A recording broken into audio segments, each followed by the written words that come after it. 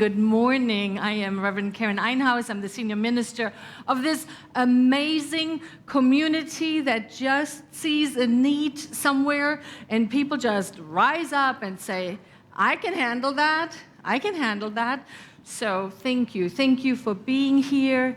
If this is your first time, welcome. If you are here with us every Sunday morning, welcome, and anything in between. We are so grateful that you are here. Give yourself a round of applause for being here.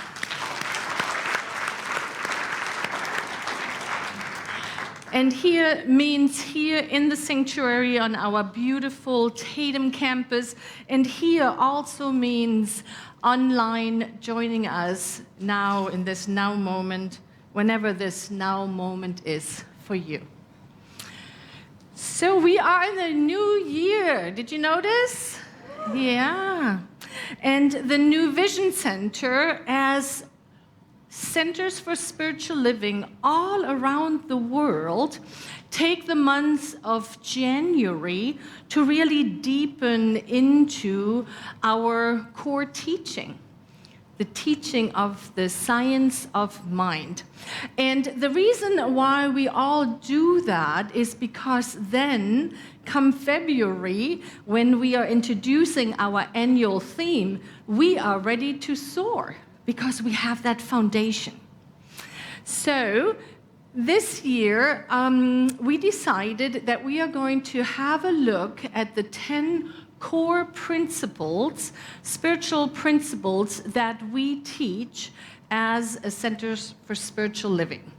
And before I reveal those 10 principles to you, and I know many of you know them already, I want to issue a guarantee. Are you ready for a guarantee? Who likes guarantees? Warranties, for sure. If you do this, this will happen. So here's my guarantee. If you are with us either in person or watch the talks online afterwards for the next 4 weeks, you will not only be more familiar with these principles, but if you are willing to apply the invitations that we give every week, these principles will change your life. I'll guarantee that. So you might say, well, Reverend Karen, what are those 10 principles? So the principles are oneness, creative process, creation, the threefold nature, heaven, freedom, eternal life, spiritual being, spiritual laws, and love. Are you excited? Yeah, me too, me too. So today we are going to start off what might be looked at the very foundation of all of it, and that is this idea of oneness. Of oneness. You hear it everywhere. When we study the what we believe statement that our founder, Dr. Ernest Holmes, penned in 1929, in there it says that the highest God and the innermost God is what? One God. There's no separation. Now, oneness is a big, big, big topic. So we are going to approach it through this wonderful experience of wonder and awe. And so my talk title today is Wonder, Wonder Everywhere. Everywhere. Now, wonder is defined as the emotion or the experience that is aroused by something awe-inspiring, by something beautiful, by something amazing, by something holy. And everywhere means, well, everywhere. There is no place where the divine is not. It is in every tree, in every sunrise, in every experience, in you, in me, in everything, everywhere. And so that is a tall order, is it not, for us to always recognize it. And so today, as we talk about this wonder, as we lean in with curiosity, we will notice that as more as we pay attention to something, the more we see it, the more we notice it. So as we are agreeing collectively to look for wonder and awe and magnificent things in the world, we recognize that those things are always there, and yet it takes our looking for it. That's the magic. The magic is in the seeking, in the looking for it. And so we're going to do this in 3 parts today. And the 3 focus points that I would like to offer to you is, the first one is looking at an object, so the outer. And then the second one is other people, so relational. And the third one is looking into our hearts, the self, the inner. And so let's start with the outer. The world is already amazing, full, complex, and sometimes a little too much to take in. And so what do we do as human beings? We filter what we let in. Now, I don't know about you, but I sometimes filter out the wrong stuff. I let in things that don't serve me, and I don't let in the things that remind me that we live in this incredible universe. Here's an example. Yesterday,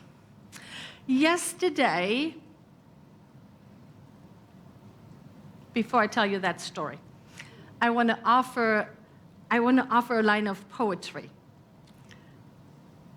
This is from Angela Morgan.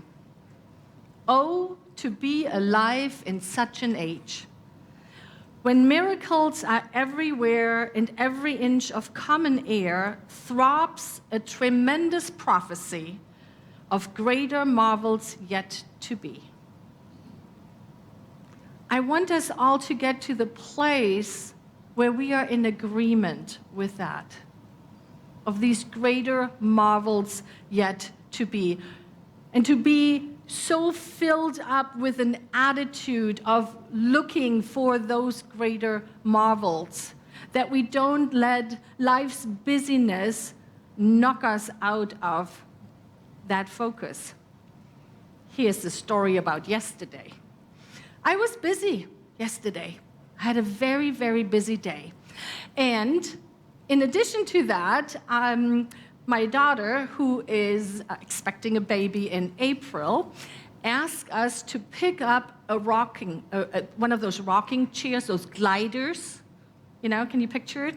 So we did that, and we got really, and I got really into this feeling of busyness. Oh, this needs to be handled, and that, and the GPS wasn't getting us where we needed to go. And anybody can relate to things like that? Yeah. So we get the chair, we go to her place, we drop it in, I'll carry in the ottoman, and I put it down, and here's little Theo, almost 2 years old, and I put him on top, and I hold him, and what does he do? He serves.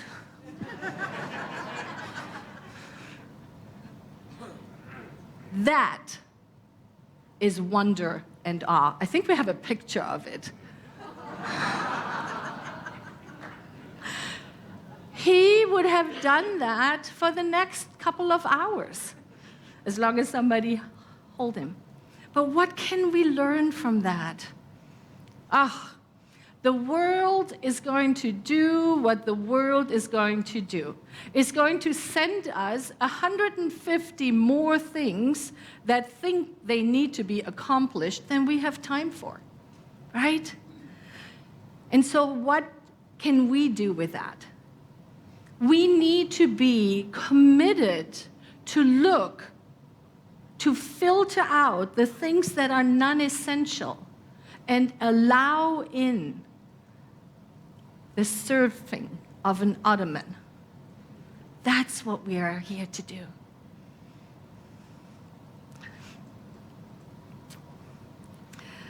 And so that's our first focal point, increasing awe and wonder using an object. Really be with it. And I hope that Theo comes into your mind when you remind yourself of that.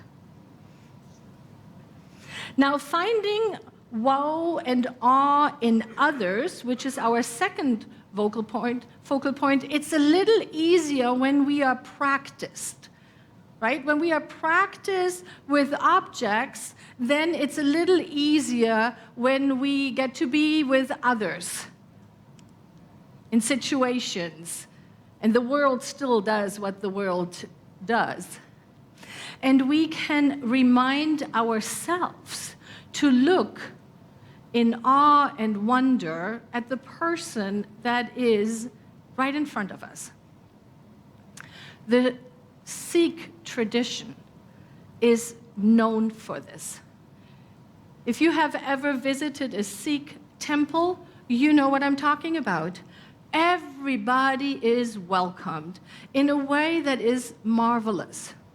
It really goes back to its founder about 5 centuries ago, Guru Nanak, the founder of the Sikh tradition. Before he was the founder, he went away. He was really, really disturbed by all of the violence that Muslims and Buddhists and Hindus at that time experienced. And so he went away. Now, he went away for 3 days, which I was thinking, I wonder if our Christian brothers and sisters think, 3 days versus 40 years in the desert? It's not bad. Little side joke there. So 3 days, his friends and family thought he had vanished, but he came back with such a deep sense of oneness with all of life that he was drunken with love for all people, and he is said to have said, "I see no stranger, I see no enemy." And the way the Sikh tradition built itself around that is this idea that there is an infinite one, and each individual is a manifest consciousness in that sea. And they have the visual of a bowl. So just imagine yourself, your individual consciousness, your being in this bowl. And then through meditation and chanting and dancing calms the mind, and the chatter goes away. Through daily substantial spiritual practice, we are able to allow the bowl to chatter. And we have this experience that there are no boundaries, and that we all truly are one as our consciousness merges with the eternal, everywhere presence consciousness. And we have that experience that a drop of water has when it gets back into the ocean. Oneness.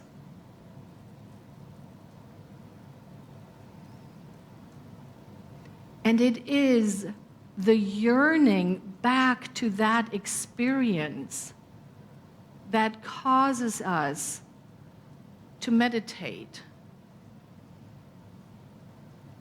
to be in communion with the divine. I see no stranger. The realization that we all truly are one. I wonder if the founder of our teaching, Dr. Ernest Holmes, heard about that when he wrote my favorite poem that he wrote, Peace be unto thee, stranger. He says, peace be unto thee, stranger. Enter and be not afraid. I have left the gate open, and thou art welcome in my home. He doesn't really mean our houses. He means our heart space. You are welcome in me. He goes on. There's room in my house for all. I have swept the hearth and lighted the fire. I believe that means I have cleaned out the stuff that gets in the way for me to open myself so completely to another that there is no separation. I have healed whatever I needed to heal in order to be able to do that. I have swept the hearth and lighted the fire. The room is warm and cheerful, and you will find comfort and rest within. The table is laid, and the fruits of life are spread before thee. The wine is here also. That's my line. And it sparkles in the light. So the invitation to see the sacred even in the mundane. I have set a chair for you where the sunbeam dances through the shade. Sit and rest and refresh your soul. Eat of the fruit and drink the wine. All is yours, and you are welcome. You are welcome. And so I believe what Dr. Ernest Holmes invites us into is to open our heart space to one another, even to those who we haven't even met, those beloveds who are here for the first time, those beloveds who we will probably never meet at different parts in this world. In consciousness, we can open our heart and recognize that they are a part of us that we have not yet discovered. I see no stranger. I invite you right now, where you are, here in the sanctuary, at home, take a look around. Connect with your heart space and take a look around and see if you are able to open just a little bit more, allowing another in. I see no stranger.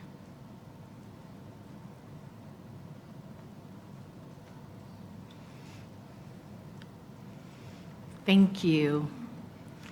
Perhaps a personal application of this second point might be that this week, have a coffee somewhere, sit and watch other people coming in, and lean in curiosity within yourself. Oh, I wonder what they had for lunch. I wonder how they express joy in their life. I wonder what that person could teach me. No need to ever have a word exchange.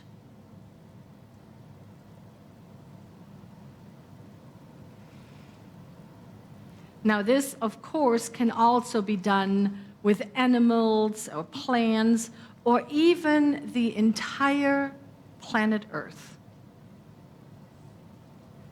Because just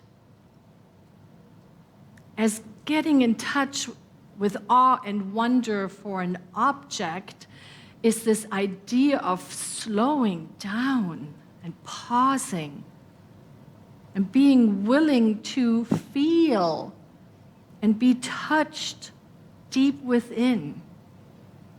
It's the same here.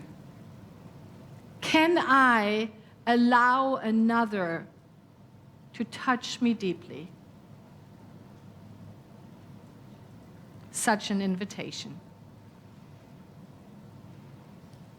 And that brings me to our third focus, the inner. Now, this is a tender one.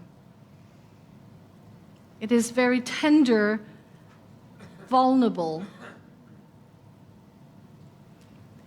Have you ever watched those videos where people who have, for one reason or another, not engaged in physical self-care, are gifted with a makeover?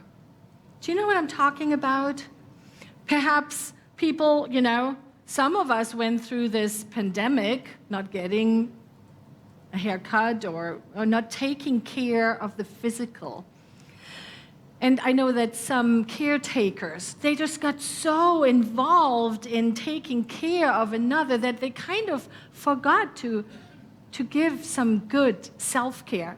And I love the videos that we see sometimes on social media where they get this great big makeover and then they look in the mirror and it is as if they see themselves for the first time. Do you know what I'm talking about?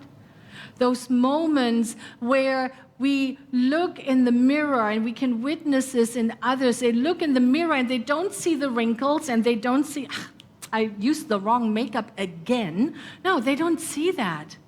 They see the divine looking out from them into the mirror.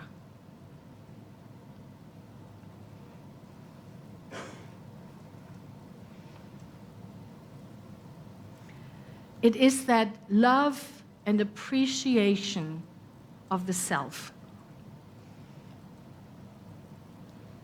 And perhaps that is where confidence comes from. Perhaps that is where this deep knowing that God and I are one comes from, if we have had experiences when we looked into the mirror and we saw something beyond our physical appearance. And that is my invitation for all of us to practice this week. Find a mirror and be so brave and so vulnerable to look into it and not see what you usually see. Look for evidence that the divine is looking out of your eyes.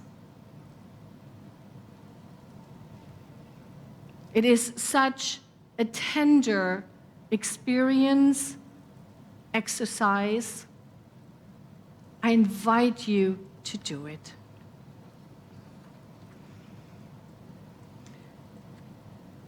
And what does it take? Well, it takes the same as with the other two. It takes us to slow down, to take a pause, to look with curiosity and a willingness to experience wonder and awe.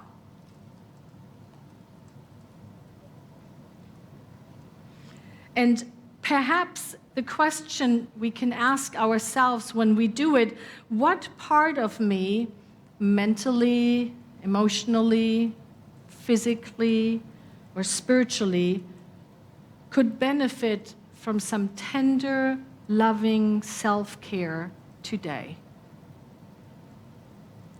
And allow the wisdom within your very being to answer that question. For I know that the wisdom at the center of your being will respond. And so I think we have one more slide. This is from Guru Nanak, the founder of the Sikh tradition. And he says, if you remember how to wonder, then you already have what you need. to learn how to love. Because that is what it all comes back to. The realization that we truly are all one and that all is truly, truly love. What a marvelous, marvelous journey we are on.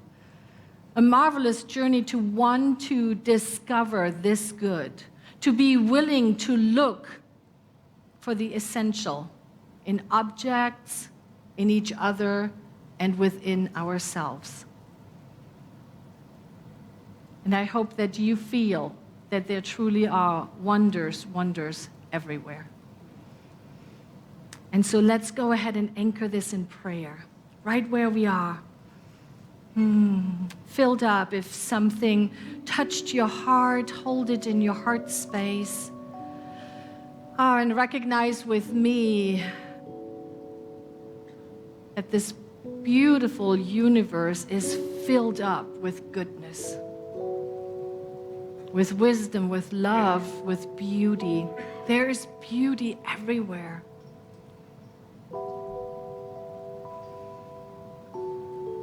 And I invite you to allow your own expression of beauty to rise up. It might be a thing or a person or a feeling or a beloved four-legged friend.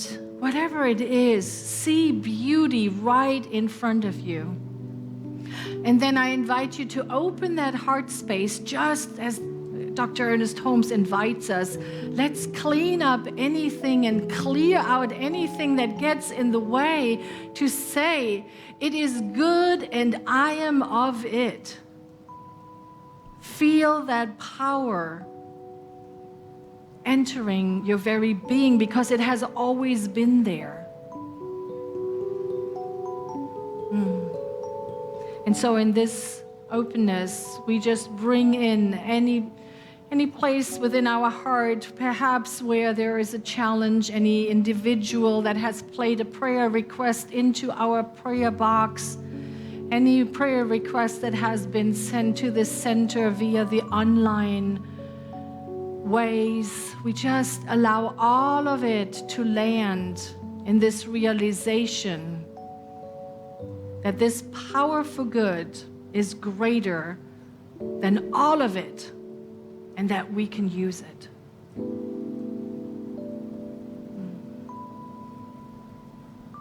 And then right there, we feel gratitude rising up within us, gratitude, thanksgiving, and it's even more. It's this deep knowingness that we at all times have access to this good for ourselves, for others, for the world. And so we simply take all of it and place it into the universal law, the law that always says yes. Yes, my beloveds, it is already done. And together we know this truth as we say, and so it is.